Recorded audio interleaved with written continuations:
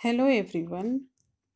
In this lecture, we will discuss about insertion of recombinant DNA into the host cell or organism. किस तरह से recombinant DNA बनाते हैं और कैसे उसको ट्रांसफॉर्म करते हैं, होस्ट सेल रिकम्बिनेंट हुई है या नहीं, इसकी स्क्रीनिंग कैसे करते हैं, इन सब चीज़ों को हम लोग डिस्कस करेंगे। Insertion of recombinant DNA into the host cell, जो रिकम्बिनेंट डीएनए टेक्नोलॉजी का एक इम्पॉर्टेंट प्रोसेस है, इसमें हम लोग डिस्कस करेंगे। Insertion of recombinant DNA into the host cell और ऑर्गेनिज्म। हम लोगों ने सबसे पहले स्टडी किया है कि डीएनए को एम्प्लीफाई कर लिया गया है, तो उसके बाद उसका प्रोसेस क्या होगा, तो उसका अब इंसर्शन होगा। इंसर्शन के अलग अलग मेथड हैं। तो there are several methods of introducing the ligated DNA into recipient cells. तो लाइगेटेड डीएनए को रेसिपिएंट सेल में इंट्रोड्यूस करेंगे और तो इसका फर्स्ट स्टेप होगा introducing the ligated DNA into recipient cell. तो रिकम्बिनेंट सेल में डीएनए कैसे इंसर्ट हो सकता है, और रिकम्बिनेंट सेल में डीएनए को इंसर्ट कराने से पहले रेसिपिएंट सेल को कंपिटेंट बनाना होगा, जिसमें कि रिकम्बिनेंट डीएनए इंट्रोड्यूस हो सके। Recipient cells are making them competent to receive, take up DNA present in its surroundings. So, if a recombinant DNA bearing gene for resistance to an antibiotic, जैसे हम लोग plasmid में हम लोग उसका जो PBR322 और PBR322 का स्टडी हम लोग कर चुके हैं प्लाज्मिड का, और उसमें हम लोगों ने दो तरह के जीन को देखा है जो कि एंटीबायोटिक रेजिस्टेंस हैं। एक साइड में आप लोगों ने देखा है कि वो एम्पिसिलिन रेजिस्टेंस है जो एंटीबायोटिक है, और सेकेंड में टेट्रासाइक्लिन का रेजिस्टेंस जीन देखा है। तो जो उसका साइट होता है और उसमें अलग अलग रेस्ट्रिक्शन एंजाइम जो हैं वो वर्क करते हैं। तो if a recombinant DNA bearing gene for resistance to an antibiotic, for example ampicillin, is transferred into E coli cells. यहाँ E coli, this is Escherichia coli, the host cells become transformed into ampicillin resistant cells.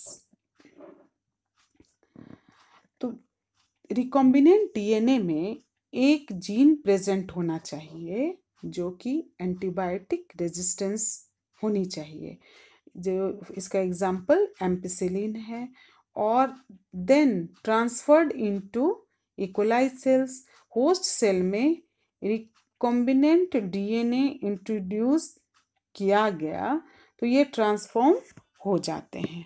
तो if we spread the transformed cells on agar plates containing ampicillin, it is agar plates, that is also called culture plates, तो containing ampicillin, only transformants will grow, untransformed recipient cells will die।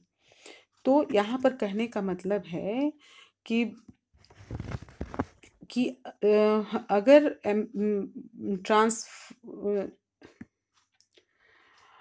Antibiotic resistance जो recombinant DNA में जो एक gene present होता है जो कि antibiotic resistance होनी चाहिए, तो उसका वो एंटीबायोटिक मान लीजिए, उसका एग्जांपल है एम्पिसिलिन।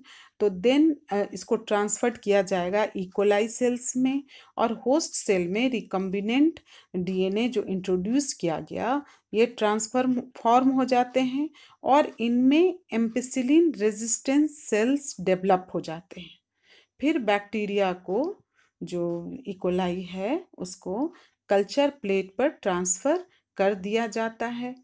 कल्चर प्लेट एंटीबायोटिक जो एम्पिसिलिन है उसको कंटेन करते हैं, उसमें रहता है, और only resistance form will grow, other will die, sorry, other will die.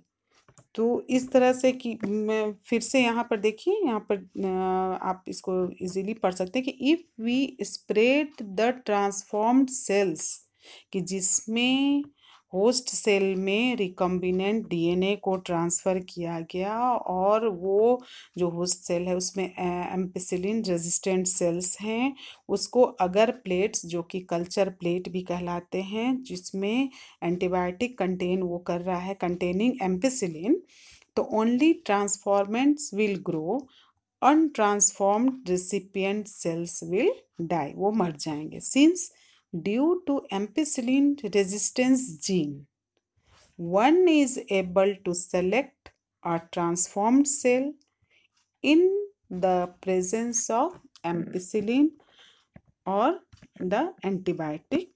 The ampicillin resistance gene in this case is called a selectable marker. तो जिसमें एम्पिसिलिन रेजिस्टेंस जीन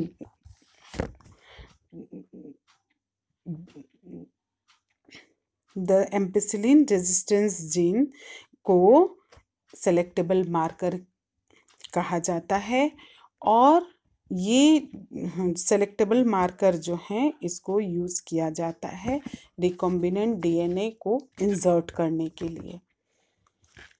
तो जब जो आरडीएनए और ट्रांसफॉर्म्ड सेल्स हैं, जो कि आरडीएनए को ट्रांसफ़र किया गया है सेल्स में, बैक्टीरिया के सेल्स में, तो ट्रांसफॉर्म्ड सेल्स को एंटीबायोटिक प्लस अगर प्लेट है ना, अगर जो है वो कल्चर मीडियम होता है, और अगर कहीं पर आप लोगों को अगर प्लेट है तो वो प्लेट का नाम कल्चर प्लेट है, जिसमें अगर एक अगर डाला उसमें रखा हुआ रहता है, जिसमें कि बैक्टीरिया को, वो एक कल्चर मीडियम होता है जिसमें कि बैक्टीरिया को ग्रो कराया जाता है। और तब ये जिसमें कि एम्पिसिलिन है और अगर प्लेट है जिस पे कि ट्रांसफॉर्म्ड सेल्स को फैलाया जाता है, और तब ये ट्रांसफॉर्म्ड सेल्स जो हैं वो डेवलप होती हैं, जिसमें कि एम्पिसिलिन रेजिस्टेंस जीन प्रेजेंट होता है, और अनट्रांसफॉर्म्ड रेसिपिएंट सेल्स जो होते हैं जिसमें कि ट्रांसफॉर्मेशन नहीं होता है, वो मर जाते हैं, उनकी मृत्यु हो जाती है। और इस तरह से सेलेक्टेबल मार्कर मेथड के द्वारा ही जो है इंसर्शन रिकम्बिनेंट डीएनए का होता है। यहाँ आप फिगर में देख रहे हैं कि रिकम्बिनेंट प्लाज्मिड है, इकोलाई जो होस्ट सेल है, और इस तरह से प्लाज्मिड जो रिकम्बिनेंट प्लाज्मिड है, यहाँ पर आप उसको इंसर्ट कराया गया है सेल में, और ये होस्ट सेल है, और तब जब प्लाज्मिड इसमें एंटर कर गया तो ये सेल जो है जिसमें कि रिकॉम्बिनेंट प्लाज्मिड है, ये आरडीएनए रिकॉम्बिनेंट डीएनए के जब प्लाज्मिड में उसको लाइगेटेड किया जाता है, जोड़ा जाता है, तो वो ट्रांसफॉर्म सेल बन जाते हैं। जैसे इसको हम ऐसे भी समझ सकते हैं कि लाइगेटेड डीएनए को इकोलाई यहाँ पर है होस्ट सेल, तो उसमें उसको एंटर कराया जाता है, और जहाँ ट्रांसफॉर्मेशन टेक्निक के द्वारा, प्रोसेस के द्वारा जो है बैक्टीरिया उस डीएनए को एक्सेप्ट कर लेता है, और ये जनरली इकोलाई बैक्टीरिया में ही इसको यूज़ किया जाता है। और इस तरह से ये बैक्टीरिया जो कि फॉरेन डीएनए को एक्सेप्ट करता है और उसमें वो ट्रांसफॉर्म्ड सेल वो बन जाता है। तो insertion of recombinant DNA into the host cell और ऑर्गेनिज्म। तो इस तरह से इस फिगर के द्वारा आप इस चीज़ को आसानी से समझ सकते हैं कि किस तरह से रिकॉम्बिनेंट डीएनए को होस्ट सेल में इंसर्ट कराया जाता है और जिसके कारण वो ट्रांसफॉर्म्ड सेल्स बन जाते हैं। और इस तरह से इस ट्रांसफॉर्म्ड सेल जब बन जाते हैं तो उसको कल्चर और जिसमें कि एंटीबायोटिक रेजिस्टेंस और एंटीबायोटिक के साथ साथ अगर प्लेट पे उसको फैलाया जाता है और ये सेल और भी ज़्यादा डेवलप हो जाते हैं, जिसमें कि एम्पिसिलिन प्रतिरोधी जीन होता है। और इस तरह से जब इसमें इसको हम लोग सेलेक्टेबल मार्कर कहा जाता है। इस मेथड से हम लोग रिकॉम्बिनेंट डीएनए को इंसर्ट करते हैं। Thank you.